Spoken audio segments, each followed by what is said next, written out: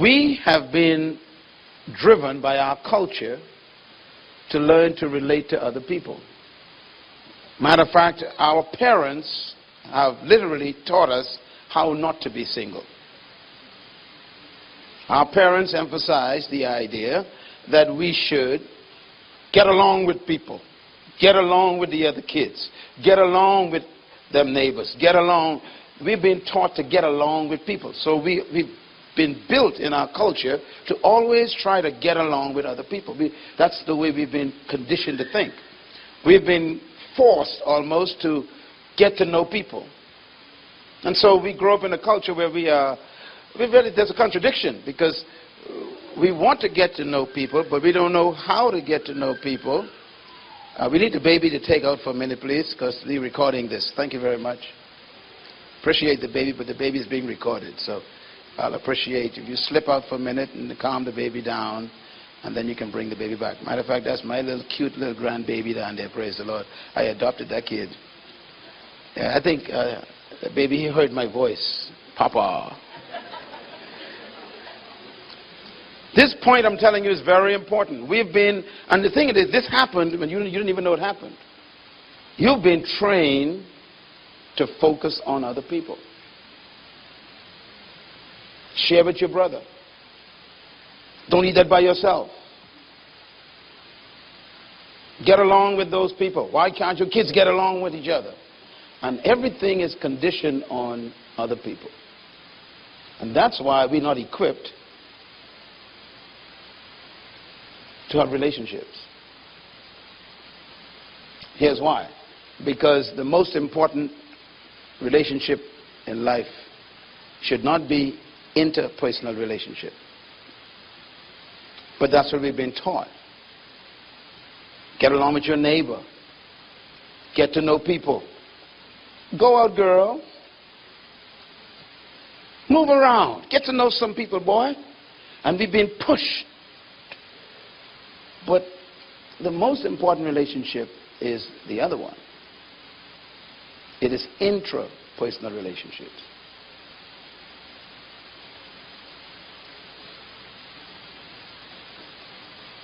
You cannot have interpersonal relationship until you have settled the intrapersonal relationship.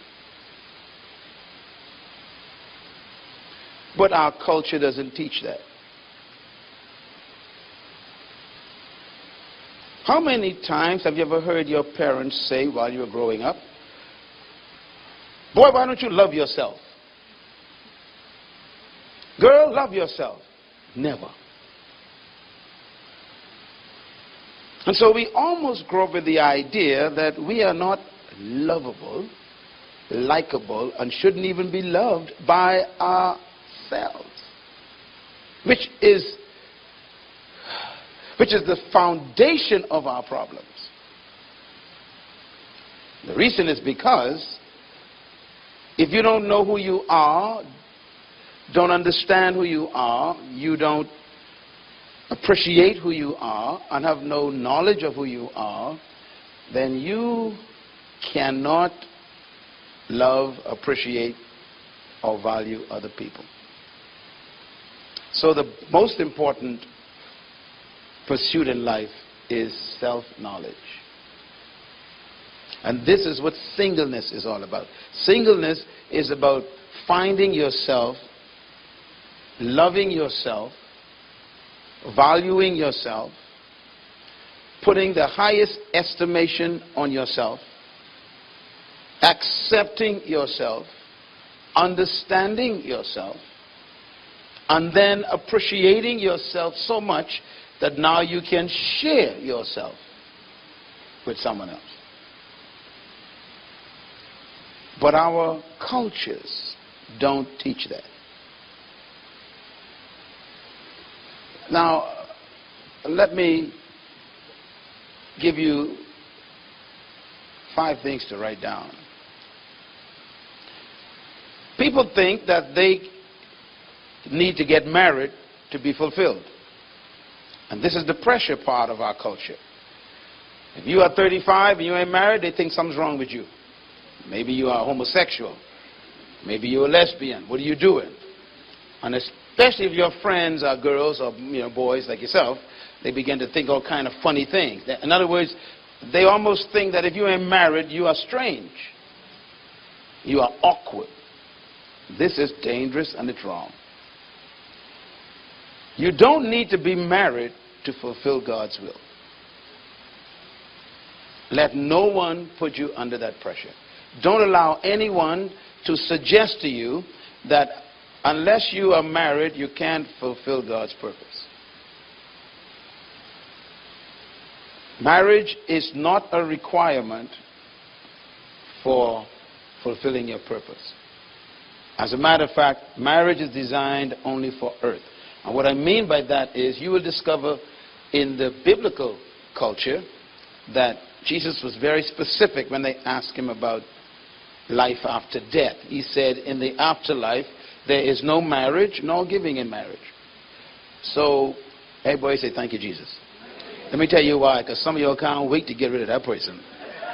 Imagine living with them forever and ever. Boy, that's a depressing experience. So thank God it's only for earth. So marriage is really a temporary agreement between two people to live in a context of holy covenant. But it's not a requirement to fulfill God's will. And why is that important? That means that you should get busy fulfilling God's will. Stop looking for someone to marry. Let them find you. I know that sounds simple and maybe it's tough for you, but I have discovered that if you don't do that, you're going to do some dumb things. You're going to make some dumb decisions. So don't feel pressured that you have to wait for someone before you get busy with God's will. Point number 4, failure in marriage can derail your purpose in your life. Not only is marriage not necessary to fulfill God's purpose for your life, but it might interrupt the purpose. How many people you know were doing well until they got married? I mean, they were on focus. They got their life in order. You know, they were serving God. They were building their business. They had a good situation going, building their house. They were on a target. And then they got married to some bum or some girl who don't know what she wants.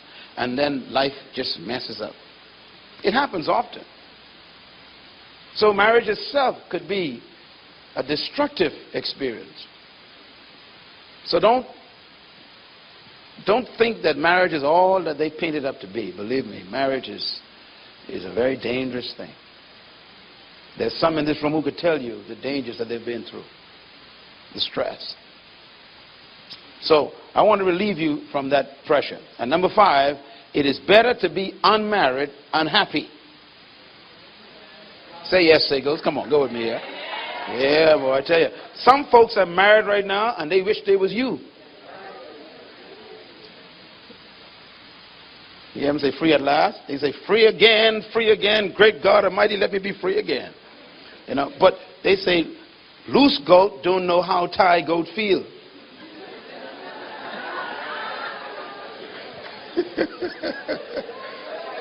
Write that one down. That's a good one to remember. It is better to be what? Unmarried than to be married and depressed. Listen, and this is true. The loneliest people I've ever met are married people. Do you know why?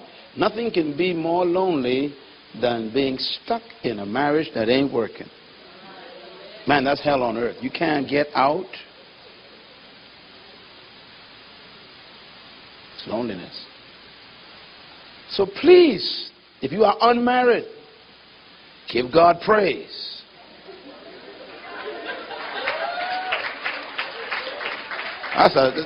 Y'all ain't excited yet, man. Don't rush into stuff that people can't wait to get out of.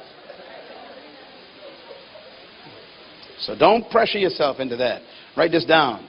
Divorce is not the unpardonable sin. The reason why I put that there, because sometimes people go through a bad experience and they do experience divorce and then they feel like their life ain't going to work anymore.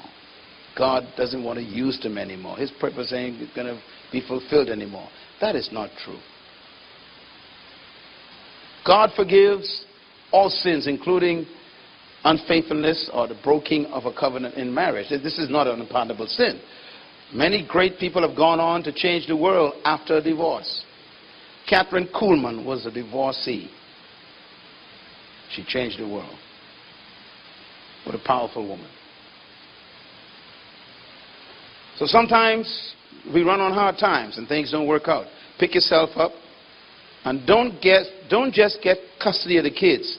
That's what people do most of the time. They miss the point. First, you get custody of yourself. Get yourself back. And so don't be afraid to not be married. It's not the solution to any problems. Sometimes it's the formation of great problems. God says something about divorce.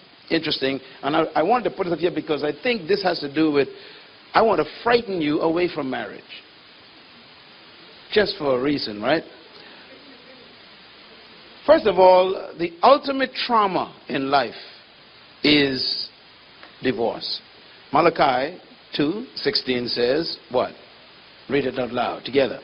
I hate divorce, says the Lord, God of Israel. And I hate a man's covering himself with violence, as well as with his garment, says the Lord Almighty. Notice he ties divorce with violence. Why? Because divorce is a violent act. When you bond with another person, bonding is a dangerous word. Bonding is like shooting webs at each other, like a spider web. Every time you speak to someone, you shoot a web. Every time they listen to you, they get a web. And the more you talk to someone, the more webs are created. And then the deeper the conversation gets, the thicker the webs become. If I say to you good morning, and you say good morning back, there's a web. There's a bond between us. But it's a very shallow bond. If I say to you, good morning, how are you doing, and how's your family, that's a little deeper bond. I'm entering your life now. And if I ask you, okay, how is your children, how's your oldest child? Now I'm getting into a deeper bond. And then if I get into questions like, what do you want to do with your life the next 20 years? That's a deeper bond. I'm prying into your destiny now. What are the things that really hurt you the most in your life? That's a deeper bond. See, and you got to be careful who you bond with and what questions you ask. Because there's certain relationships you got to keep them at the thin level. You don't want to get too deep. Like if you're married, you got to be careful what you ask other people of the opposite sex. Because you don't want certain bonds to be connected or created. If you're not serious about a relationship, don't get into deep questions. Because people start bonding with you. Sometimes you hear people say, well, I just took out for lunch or took him out for dinner and we were chatting and all of a sudden he thinks I like him. Well, it depends on what you all talked about. This is serious. You got to understand this. You start talking to a person about, well, what are your dreams for the next 5 years? Right away you're telling me you want to get at a deeper level in my life. That's a serious bond you want to connect. I mean, you are nosy now. You push it. You're getting down into some thick webs. And once those webs get thick, and that's why marriage is so dangerous, because marriage is not just bonding mentally and socially and psychologically and emotionally, but you get now into physical bonding, which is sex. And that's a deep bond, because now I gave you myself.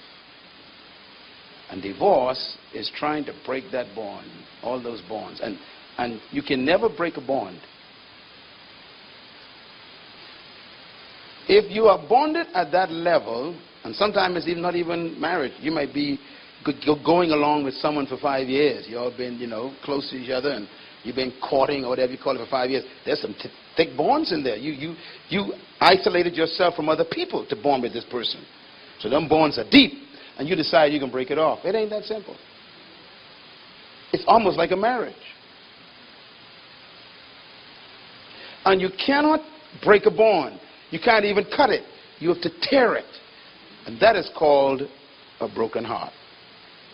A broken heart is bleeding bonds. They are open wounds. They were ripped from your emotions, from your psyche, from your spirit. And that's why relationships are very dangerous. You don't want to develop at the levels that you can't be responsible for.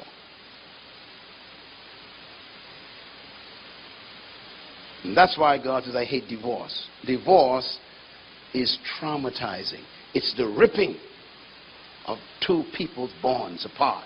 No lawyer can give you a divorce. Impossible. No judge can give you a divorce. Impossible. What they give you is a piece of paper.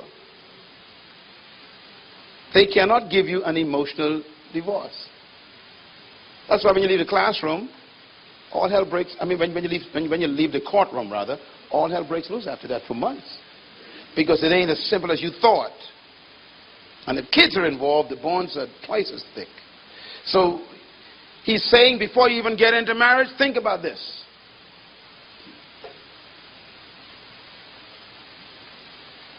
Can I handle the ripping? Can I handle wounds that last for 10 years? I'm still licking them. And then every time I see this person in the food store, some blood comes out again. And I see them in the school picking up the kids, the blood. You know, do you want that trauma? Or would you rather just be happy until you find the right person that you ain't never going to get divorced from? That's what he's talking about. That's the violence part of it. It's violent to get a divorce. And some of you divorcees in the room know what I'm talking about. It is violent. It upsets your life for years. And so the question is, why does God hate it? He hates it because there's no cure for the broken heart. No pill you can take for a broken heart. And some of you all tried. You can drink all the liquor you want. When it wears off, your heart's still broken. That's the way it works. That's why God hates divorce. Because the wound that it creates cannot be healed by medication. Matter of fact, the Bible says the only thing that can heal a broken heart, listen carefully, only one thing on earth that can heal it. Only one. It says, and Jesus spoke these words. He said, the Spirit of God is upon me. Watch him now. He says, and he has anointed me, and he listed some things. But he separated one of them. He says, to heal the brokenhearted. You can only survive a broken heart with a personal encounter with Jesus. Nothing else, he says.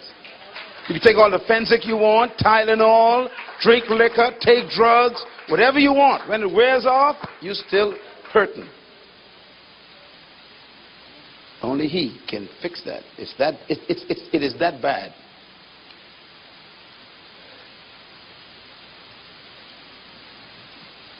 God says, I hate divorce, but he doesn't hate the divorcee. So you are loved, my dear. You've been through a rough life. It's been tough. But it's okay. He still loves you. He never wants you to experience that thing again. And that's why a single seminar is so important. Again, my purpose for this few minutes is to talk you out of marriage. I want you to settle into the idea, look, let me not rush into this thing anymore. Let me settle into being single right now. Because some of you all coming here looking for someone. I know, winking, looking. Listen, calm down. Ain't nothing wrong with that, but you know, that's not your priority right now. Yeah? Divorce is tragic because divorce is the death of a relationship. It's actually a death. And the same thing that happens when a family member dies happens to you when you get divorced. The same emotional problems, the same psychological experience. It's the same. Because something died. It's traumatizing. And so you go through the very same experiences. It's just like physical death. Because divorce is death without a burial. That makes it worse than a physical death. When someone dies, you can always bury them and get rid of them, right? Go to the graveyard, put them in the hole, put some flowers on it, go home, and never go back. The problem is with a divorce, You bury the person, but you keep seeing them at the food store. You put them to the gas station. Oh my God, here we go again, you know. You go to pick up the school, just do the school pickup. Oh my God, there's the person. So they keep resurrecting. And every time they resurrect, the pain hits again. That's worse than death. So you don't want to have that kind of life for the rest of your life. It's very, very tough. And that's why God says he hates for anyone to experience divorce. Now, why do we talk about that? Because it's impossible to get a divorce unless you are married. So I'm building something here. The greatest and most horrific trauma is divorce. It's worse than physical death. But you can't experience it unless you are married. So marriage is the prerequisite for divorce. It's impossible to get a divorce without marriage.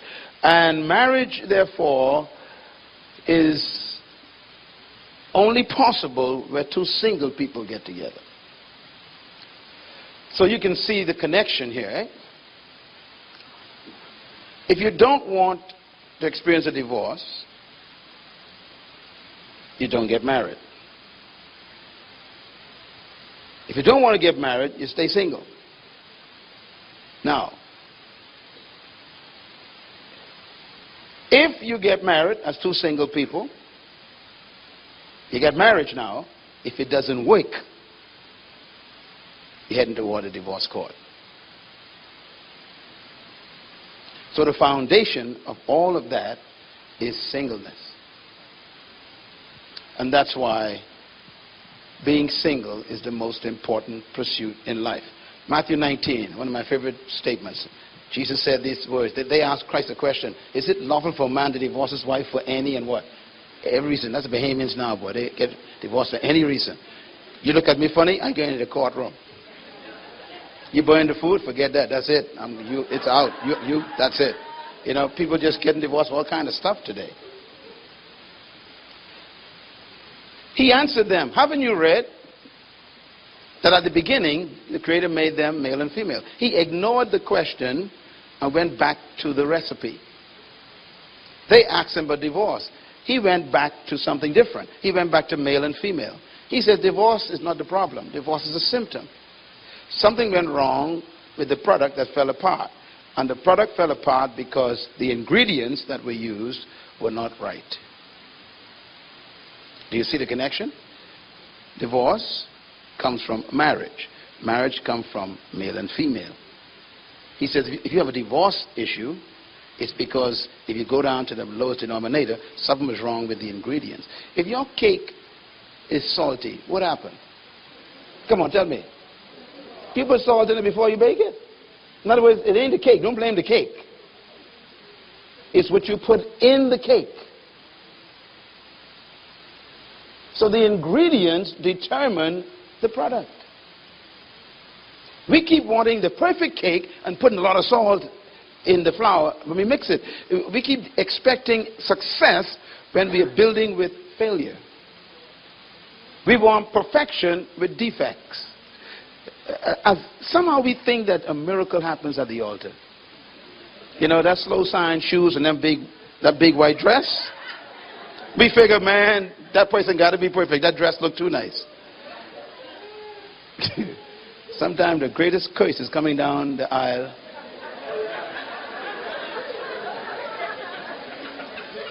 Or sometimes the biggest demon is waiting there with...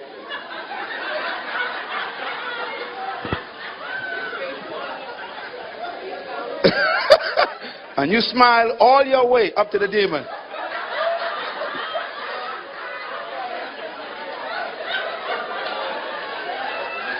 And your Father who loves you hands you over.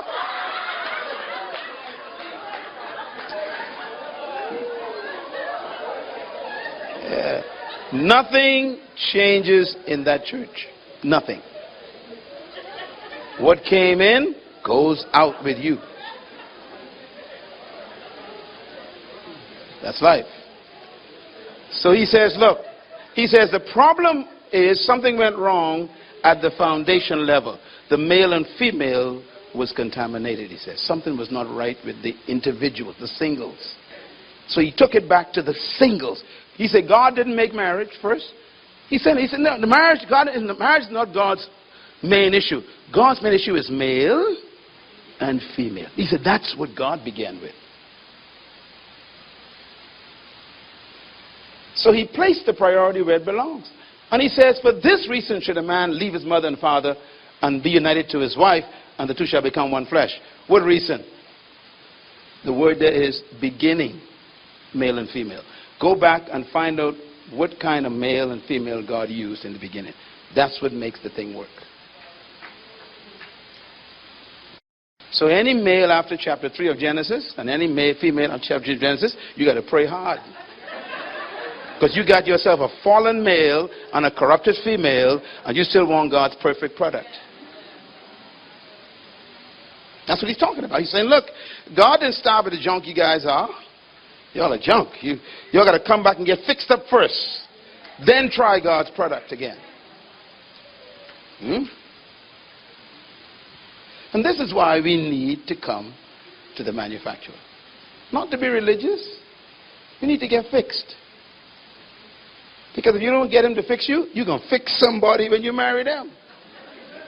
Unless you get the people in your life, they're causing you more heartache than anyone could imagine. You, like the person who loves you beating you up. It's confusing. So here's the issue then. Your marriage is only as good as your singleness. Write that down.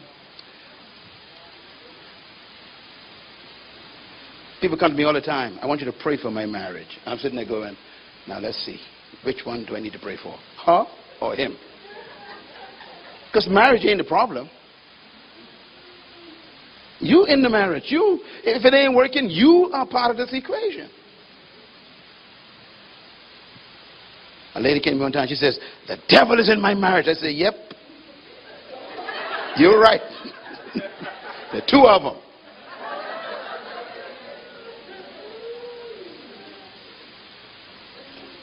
You bring to the marriage what you are as a single. No more, no less.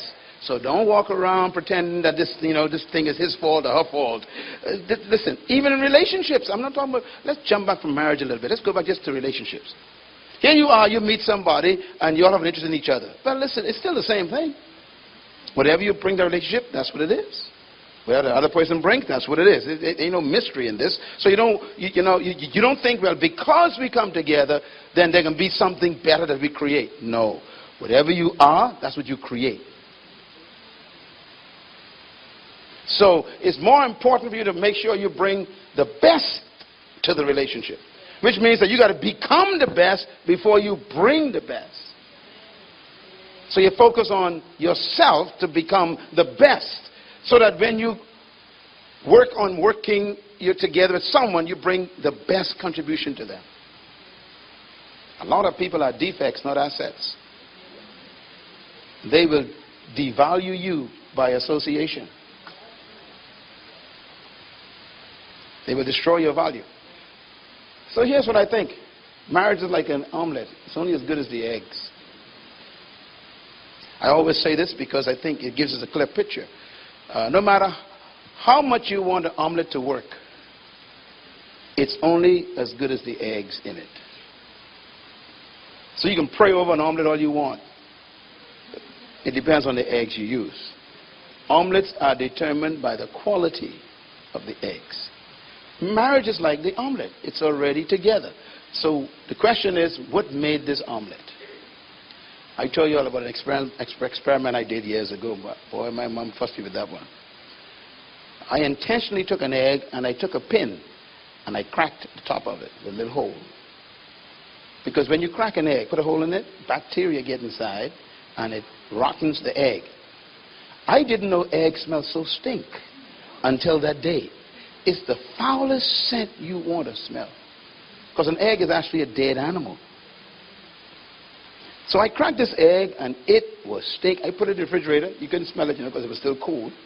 I was shocked to find out that the good egg was completely overtaken by the rotten egg. And the omelet was completely stink.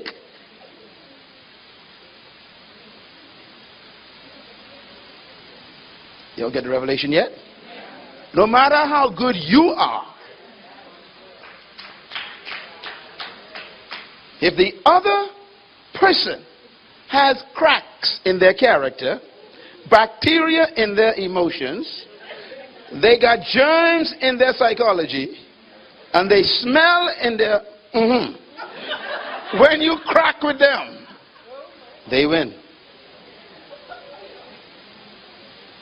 Somehow we get this idea that after we get married, I'm going to change this person. Doesn't work, does it? No. So the best thing to do is don't crack at all. Don't be unequally yoked up with other people. But here's the worst part of the egg. Once you have an omelet, you can never get eggs again. And that's the ripping part. You can never be separated like you was. Do you know that folks in this room who are divorced are still carrying their old marriage with them? It stays with you. Your history is you.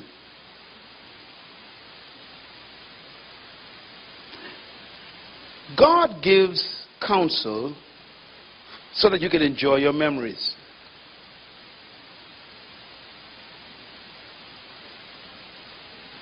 Comprende? When God gives you an instruction or a command, he may even give you a warning. He's really protecting your memory.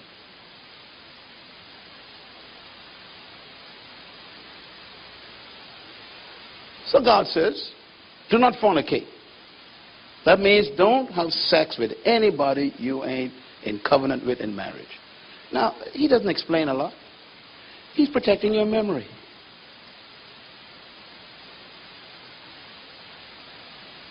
There are some things right now that you wish you could forget. And they're not pleasant. High school. College.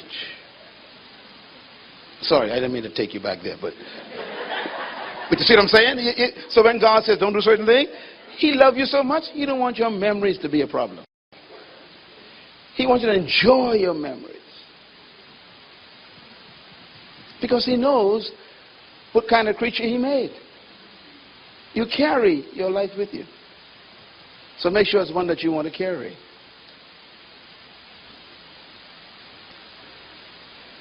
So here's my big question. You want people to marry you all the time. But here's a question you ever ask yourself. If you knew all you know about you, would you marry you? Think about it. I mean, think about what you know about you. The secret stuff you're doing. The private things no one knows about.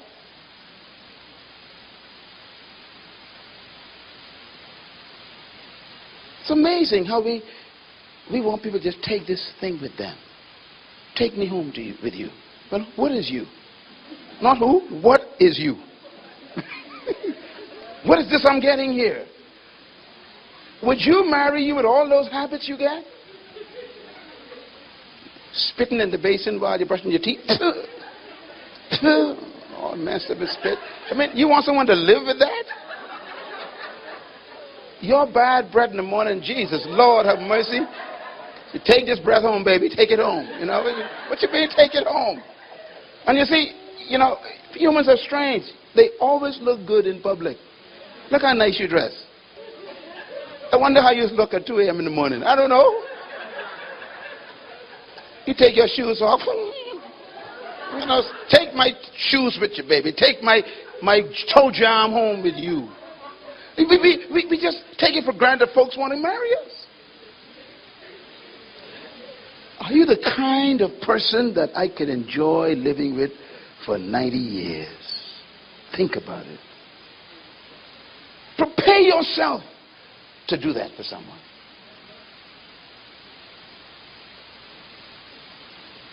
Some people don't bathe. I'm not talking to you now. They're not, they're not in this room. I know them. They're not in this room. I'm sure of that. But when they pass you, you can smell, hey. Their glory follows them. And they want you to marry them. What do you have that I could live with forever? And that's what we ask people to do. So, take care of your life first. Matter of fact, here's another question. Could you live with you for the rest of your life? I think that's why he's trying to find someone, because you can't handle it. Like, this is too much burden for me. I got to share this mess with somebody else. But we never think about these things, do we? We're like, hey, you love me. You will love me. I promise you will love me if you take me home forever. No, they won't. Mess them people's lives up. Are you a gift or are you a curse?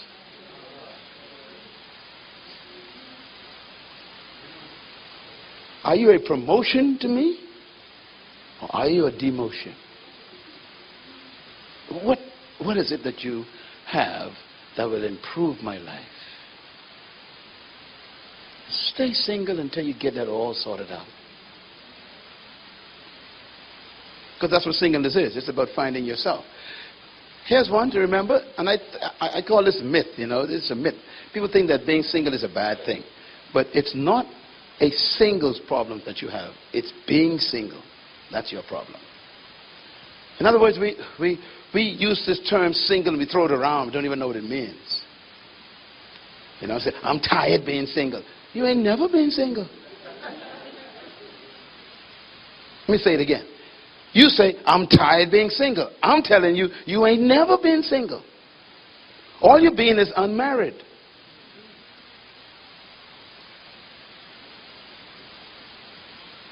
They're different. You want to be single. You don't want to stop being single. So we confuse the two. We think that our problem is that we're not married. Well, you're right. Never confuse single with being alone. The word alone means to be exclusive. That means you're all the only one of your kind. That's not true. There are a lot of males, a lot of females in the world, so you're not alone. Now, you might be lonely, but you're never alone. Loneliness is a sign of a problem. Matter of fact, singleness is a state to be pursued, not avoided. And to be single should be the goal of even the married person. Because it is the singleness that keeps your marriage together. It's a paradox, eh? Let's see how that works. The principal issue is being unmarried, not being single. Never confuse unmarried with being single. A lot of people think that they are single. They're suffering from singleness or something. No, you're suffering from unmarriedness. Whatever that word is. In other words, what we really mean is we want to get married. That's what we mean when we say, I'm tired being single. What we're saying is, I want to get married. You're using the wrong terminology, and that's why we're confused. Because you get married, and then you were never single, and your marriage is a disaster. Because it is singleness that makes the marriage possible. Marriage is two whole people coming together. If you are not a whole person, and I'm a whole person, and you marry me, you're going to be a parasite. You're going to suck me to death. Suck the life out of me because you are not complete. So you're going to use me to try to become complete. You're no longer a blessing. You are a burden now. You suck my life out of me. And there are people who this is happening to right now. Their spouse is sucking their life out of them because they got defects. They lack so much. Most married people have never been single, and that is why unmarried is a state, while singleness is a disposition. You are in the state of not being married right now, if you are not married. That's a state you are in. But singleness is different. It's not a state. It's a disposition. It is an assessment of your entity, who I am.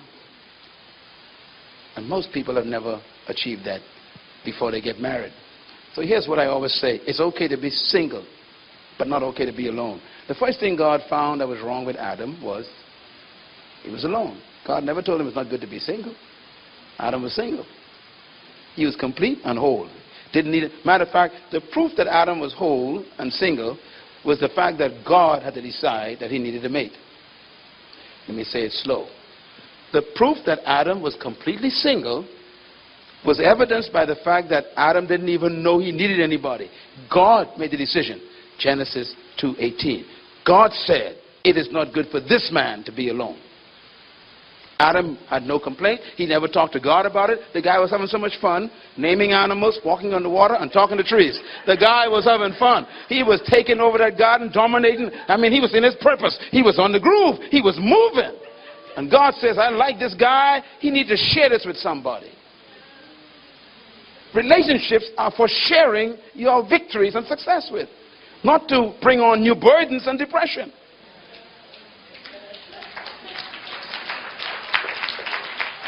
I mean, let's be honest. Let's be honest. If you know somebody is stupid, dumb, aggravative, I mean, frustrating, they got all kind of disease in their bodies.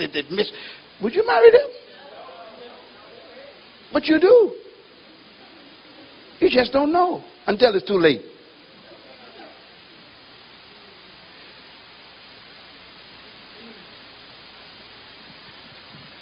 We need to think about the fact that we are not really having an alone problem. God made another human to solve the alone problem. But he never questioned Adam's wholeness. Adam was completely single. So Jesus said that they're no longer two but one. What God is joined together, let no man put asunder. Anyone who divorces his wife, except for adultery, of course, and marries another woman, commits adultery. And the disciples said unto him, if this is the situation between a husband and wife, it's better not to marry.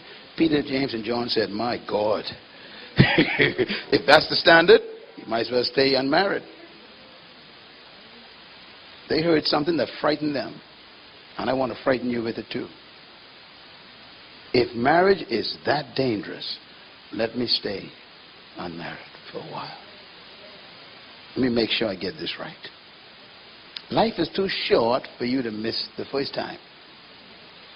Get it right the first time. After all, you're a little bit too old right now. You can't afford no trial and error. You will hit this thing right the first time. Say amen if you agree with me. Yeah, you don't want no trial and error here. Matter of fact, when you all get married, I want you to call me. I want to do the ceremony. And one of the vows going to be, and I will not experiment with you. This is it. You leave me, it's because I killed you. Lord, I take that back. Woo, Lord help me. Look at how he closes the thing. Jesus said, not everyone can accept this word about marriage. Only those for whom it has been what? Given. In other words, not everybody can handle this standard. It's tough to become single. Take your time, because if you jump before you are completely whole and separate and unique, you're going to have problems. Not everybody is ready for this, he says. And he goes on to say, some even have become this way because they were born that way. They're not interested, and there's nothing wrong with them. They just don't want to have any, covenant between anybody. They just want to enjoy everybody, have a good time, and fulfill God's will, but they're happy. That's fine. You don't got to be no nun to do that. Just decide, I don't want to get married. Ain't nothing wrong with that. You want to put your energies in God's work and to help humanity. And people do it all the time. That's a unit for helping nations. Others have renounced marriage because of what? The kingdom of heaven. Some of them understand that, look, I want to serve God's kingdom, and this is what I want to do, and I need all my time to do it. I can't share my time with nobody. So that's a decision you can make. Ain't nothing wrong with that. And look at it. Jesus is recommending it, actually. So marriage is not a requirement to fulfill God's will. So don't you feel pressure. You go to here tomorrow, I don't want you to feel no pressure at all. Don't let nobody pressure you. It's okay to be who you are right now and enjoy every minute of it. The last part, he says, the one who can accept this, let them accept it. Can't do it, don't touch it. So here's what I want to close on. Singleness is the most important state of human development. Singleness is the foundation of God's human family. He only made one human, and everyone came out of that one human. God began this human race with one person, not a couple. Sometimes we think that marriage is God's foundation of the human race. That's not true. He only made one person at the bottom. A single person. So God began all human relationships with a single person. Here's why that's important. What he's telling us is every relationship begins with the single. So you determine what happens in our relationship, and I determine what happens in our relationship. The single qualities of those people. So it's important for you to focus on singleness and not try to create relationships without first building who you are. God made you in his image, his likeness. He made them male and female. And we have all these wonderful truths here. The foundation of the human race is really a single person. So the most important people in the world are those sitting in this room who are unmarried. They're the most important. And they determine what's going to happen to us in the future as a country and as a community. And this is why all humans must begin a relationship with the single. What's the quality of your life? I encourage you to spend the next 2 days in every session coming to open up yourself to tap into what does it mean to be single. Because I have a definition in my book out there, which I'll be happy to autograph for you if you buy it, on singles. And this definition is what saved me. I got married to my wife. We've been married for 31 years, sitting over there. And our key to our marriage is our singleness. The way you measure if you're single is whether you need to be married. If you don't need to be married, you're probably ready to be married.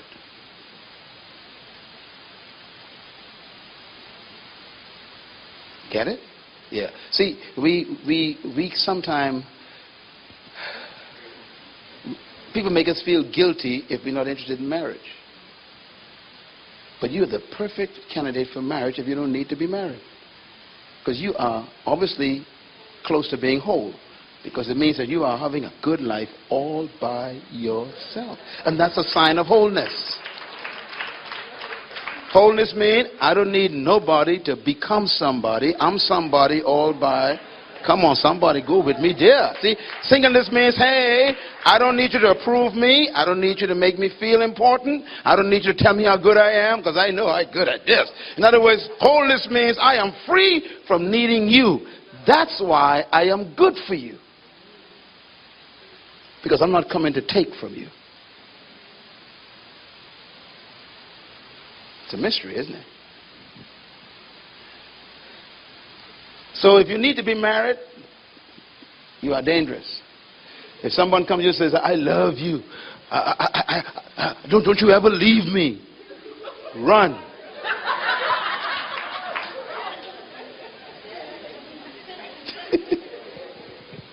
People say, you know, ever since you came into my life has been changed. And you know, I just want to thank God for you. They get really spiritual, you know. I want to thank God for you. I prayed for you all my life. And boy, I'm so glad you answered all my prayer.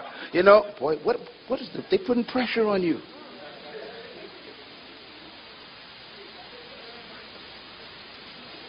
Those people are sick.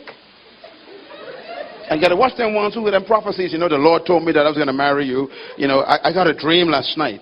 And the Lord spoke to me and says that the guy's name would be John. And listen, stop lying. If you like the fella, tell him that, but don't lie on prophecy. God doesn't choose anyone for you. He gives you a brain and a power of choice. You analyze them, figure them out, and then choose. And whatever you wake up in the morning with, that's yours. God look at you, say, poor you. You're in trouble. God won't take your burden on for himself. He will never do that. Yeah.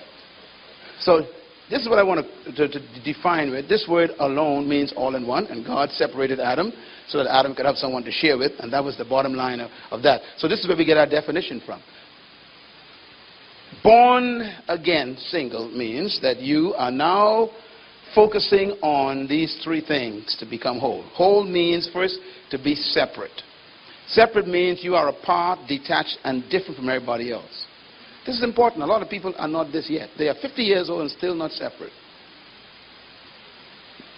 They always need people around them to feel important. They need people always in their company. Matter of fact, they hate to be by themselves because they are bad company to themselves. Separate means I am not my brother, I am not my sister, I am different from my friends, and don't try to make me over. I am me, leave me alone, I am separate from all of y'all. That's important because that's a part of your value. The second one is what? Unique. Unique means I am original. I've discovered that I have a distinct quality, a distinct design by God. I am not like anybody. My fingerprint is unmatched anywhere, and ain't nobody could be like me, and I can't be like nobody. Leave me alone. I like who I am. I am unique. I am different from you. I am special. Do you believe that about yourself yet?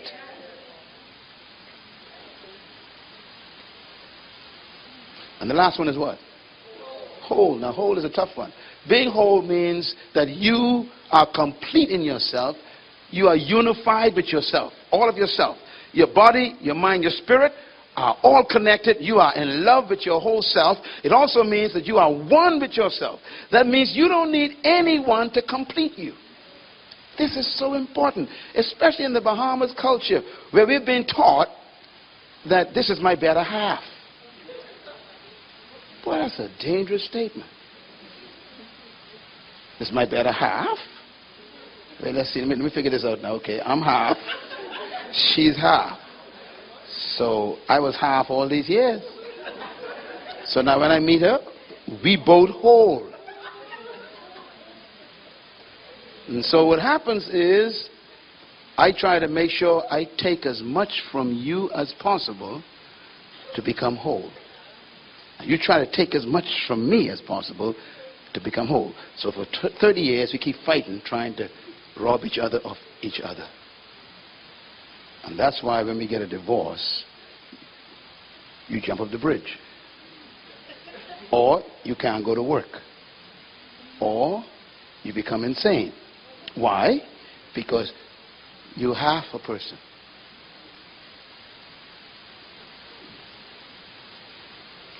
Listen, relationships are supposed to be two wholes coming into the connection to each other. If you and I are whole, I was trying to find a glass. I was doing my glass and water thing here. But if you are whole, let me tell you what the beautiful is. My wife, this works for us. My wife doesn't need me. And that's good for me. And I don't need her. We really don't. We can live apart and be happy. Okay? Now watch this. But we decide by covenant to live together. Now, if I'm whole, so I'm going to measure myself like a glass of water. Okay? I'm full. Come, baby, stand here. All right? Now, my wife is standing next to me, and she's also full. All right? So we are two full people, totally full. That means whatever I do for her, it's not because I'm trying to get something. Why? I'm full. Whatever she does for me, it's not because she needs something from me. Why? She's full. So whatever I give her is overflow. It's me saying, look, I don't need nothing. I just want to do this because I want to do this. Love is a decision to share with someone. But if she's half full, and I'm half full, then I can turn it upside down and pour inside of me and put it back. Bam. What's wrong with her? Empty. She said, baby. She grabbed me. What's wrong with me now? Empty. And for 30 years, we keep fighting each other, trying to become whole. Because we're not single. Yeah.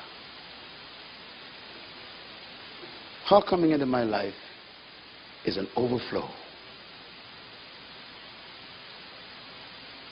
You don't love someone because you need something from them.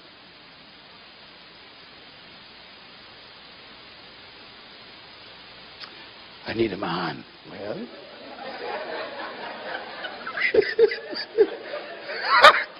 I better stop right there. Let me drink some water. Thank you, darling. Yeah.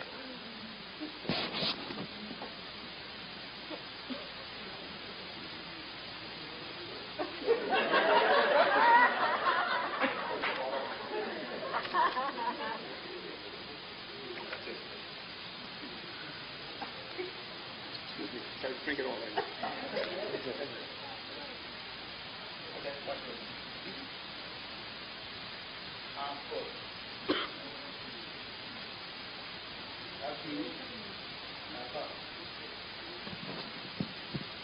All come together.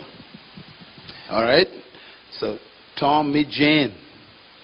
Cedric meet Maybelline.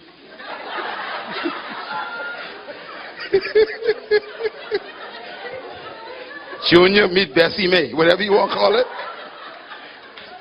Now, Junior say, I love you. Bessie say, I love you too.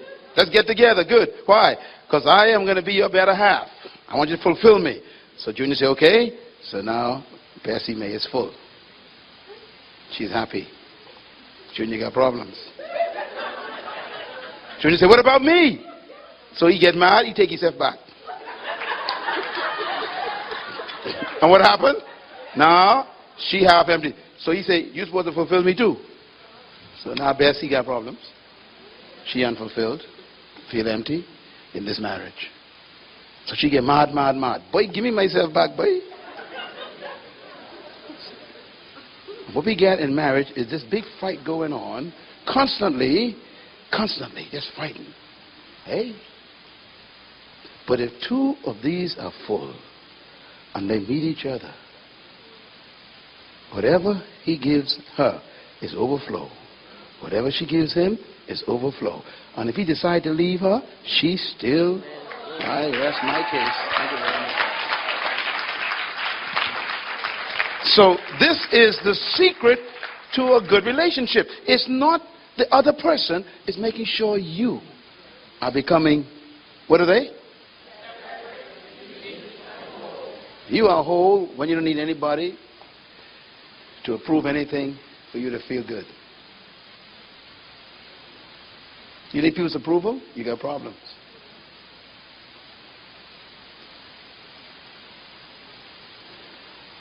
You take your girlfriend shopping with you, right?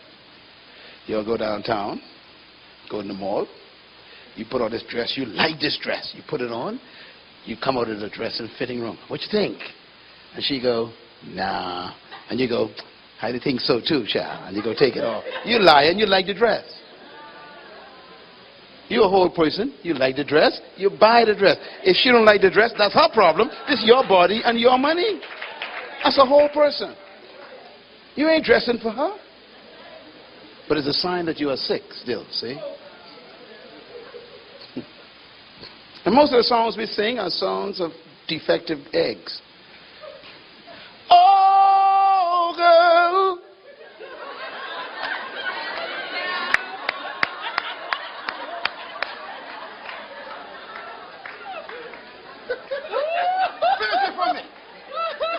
I'll be in.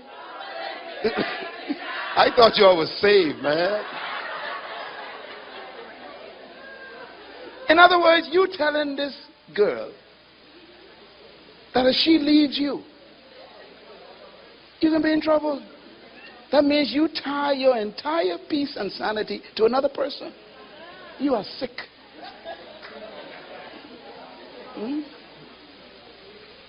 If you leave me now, you take away the deepest part of me.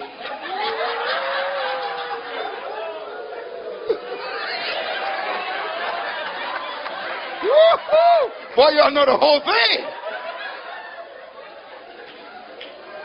I mean, the song sounds so good, but it's satanic. What you mean if you leave me now, you take it? No, child. You leave me, carry yourself. I keep it what I got. I'm a whole man. Stevie Wonder, you are the sunshine of my life. That's why I'll always stay around. Okay, that's fine. So use the sunshine in my life. That means before you came, I was in darkness. And when you leave, I can be in darkness again. So I can't let you leave. You can manipulate me anytime. It's a sign that I'm not whole. So I would tell people, look, the way it's supposed to be is, look, I'm a sun, you's a sun. When we get together, we form a constellation, baby. Suns together. Now, if you decide to leave a handsome brother like me, no problem. I still got my own sunshine. I'm a whole person. John chapter 1, the last 2 verses changed my life. It says, and Jesus, the people followed him and said, you are wonderful. You are great. You are powerful. They began to talk to him, all these good things. And the next verse says, but Jesus did not believe anything they said, because he knew what was in every man. He didn't need man's approval of him. Boy, that was beautiful stuff. Come on, give him a hand. Hey. That changed my life as a teenager, and I'm still that way. If you don't like me, that's your problem. Use your energy some other way. Don't try to dislike me, because I liked me before I met you.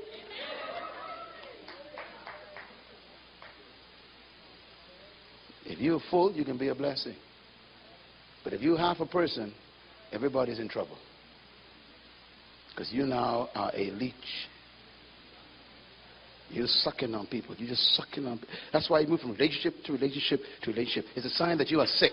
You are just sucking on people, trying to find yourself, trying to complete yourself by sucking other people, sucking on other people, and sucking them to death. Some people are married and they are sick and sickly and they are depressed. Why? They live with someone who's a parasite for 25, 30 years, man. Suck them emotionally, suck them psychologically, suck them financially, suck them physically, man. And it's like, God, please kill them for me.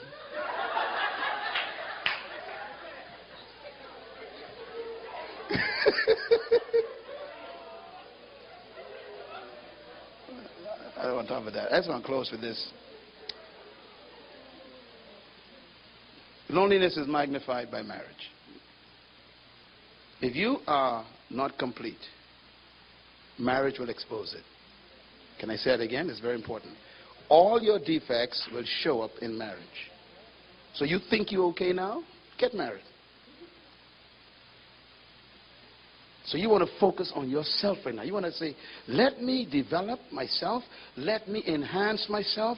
Let me read books. Let me focus on my intellectual development, my spiritual development now, my physical development. Let me get my hygiene sorted out. Hygiene. Let me get my vision sorted out. Let me decide what I want to do with my future. Let me get my purpose defined. Why? Because I want to make sure that when I bump into opportunity, I'm not a parasite.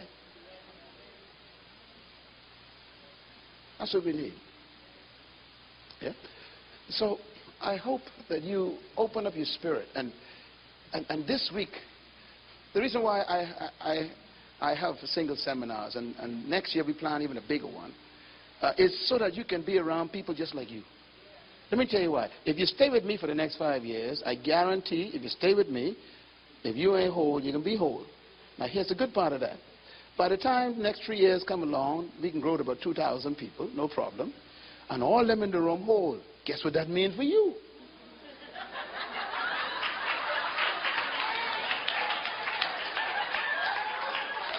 Plenty to pick from, child. Right now, I know it's tough because I can't find nothing much. So what I'm going to do, I'm going to create them for you. Give God a hand. We're going to fix this up. We can make this big time. You can walk in a place and say, let's see which one I want. Let me see. Because all them hold. Anything you can't miss. Because they've been through the process. Say amen loud. Yeah, man, because the stuff you got around you, I know, man. All kind of parasites all over the place. Tough to find a real plant. Parasites everywhere. That's why some of y'all ain't married yet. Because you can't find no real plant. And that hurts me because y'all are so good. Y'all are good people, man. Look at this young lady. Good woman. I can fix you up next year. In the name of Jesus. People need choices that are quality. I was telling Brother Kirk on the today, a lady wrote one thing in Facebook. She said, you know, it's so difficult to find. I don't trust no man no more because, you know, I got hurt. And such. I said, look, if you're shopping in a store and you can't find what you're looking for, go to another store. That means you got to move around a little bit. You know, come to more events like this. You bump into futures. And you see, what's important to do is you want to bump into people who are going where you're going. If they're going toward wholeness and you meet them, you're on the same road. So you don't want to be picking up all kind of junk and then try to make something out of it. That's too much hard work, you know. It's hard work. Eh? That's why I'm proud of you being here. You being here tonight, man, it makes me so proud. But and guess what now? I'm telling you now, if your boyfriend here with you, girlfriend here with you, boy, I'm glad for you all tonight. Because you all getting information you can't pay for. Come on, clap so no one can look at you. Yeah? That's too much stuff. Okay, I just wanted to repeat this before we go. Everyone read the number one. Read. When you're single, here's what you can do. Read. Manage your time. Number two. Number three. Number four. Number five. Manage. Number six. Number seven. Manage your 8. Number 9. Number 10.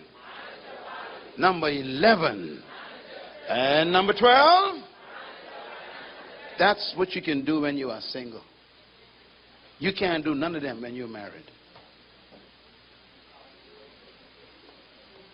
Because now you got distraction. So don't use your time looking for somebody. Use your time becoming somebody.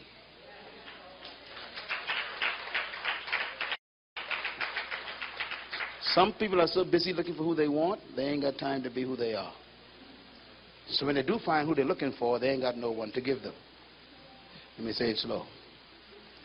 We're so busy looking for someone we want, we don't have time to become who we are. So when we do find the person we were looking for, we have no one to give them. If you ain't nobody and you marry me, guess what I married?